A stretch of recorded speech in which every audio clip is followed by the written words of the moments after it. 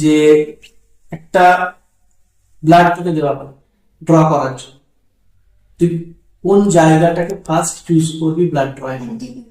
Antibiotic দেখা তো কোথায় অ্যান্টিবায়োটিক দিয়ে, ঠিক আছে, কেউ জামা কাপড় দিয়ে দেখে এই জায়গায়, তাই না? তাহলে ওখানে কটা ভেন থাকে? দিকে তিনটা ভেন থাকে, মিডিয়ান ভেন, সিফালিক ভেন আর বেসিক। এবার বল যে আমরা কোন ভেনটাকে চুজ করব ব্লাড ড্র? ফার্স্ট চুজ করব আমরা মিডিয়ান ভেনকে।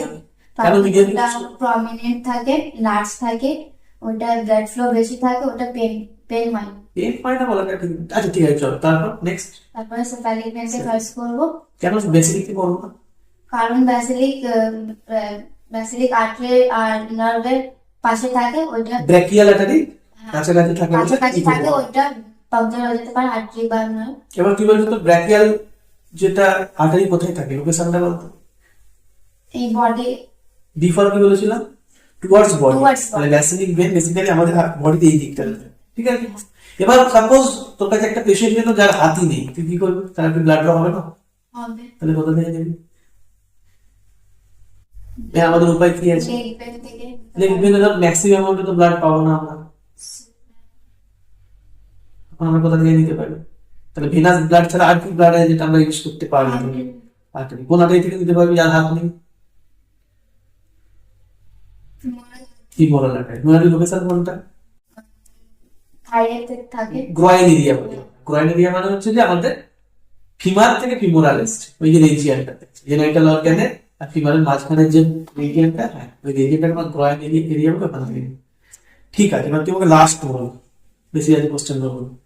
সেটা হচ্ছে তোকে বললো একটা মাইক্রোস্কোপ দেওয়া, ঠিক আছে। তো এই মাইক্রোস্কোপের চারটে মোস্ট ইম্পর্টেন্ট পার্ট আমাদের বল। এই মাইক্রোস্কোপটা চারটে মোস্ট ইম্পর্টেন্ট পার্ট। প্রথমে হচ্ছে আইপিস। আইপিস আমরা আইপিসি কি লেন্স থাকে? কত এক্স এর ইউজুয়ালি আমরা ইউজ করি? আইপিসি এর লেন্সটার কত ম্যাগনিফিকেশন কত থাকে বেসিক্যালি? 10x। 5 বা 10, তাই তো? আচ্ছা ঠিক আছে, আইপিস হলো এক নাম্বার পার্ট ইম্পর্টেন্ট। আর কোনটা ইম্পর্টেন্ট? তারপরে স্টেজ আমরা রাখবো, স্টেজ স্লাইডটাকে রাখবো। গুড। আর তারপরে নিজের লাইট সোর্সটা দেখবো, লাইট সোর্স দেখবি তিনটা।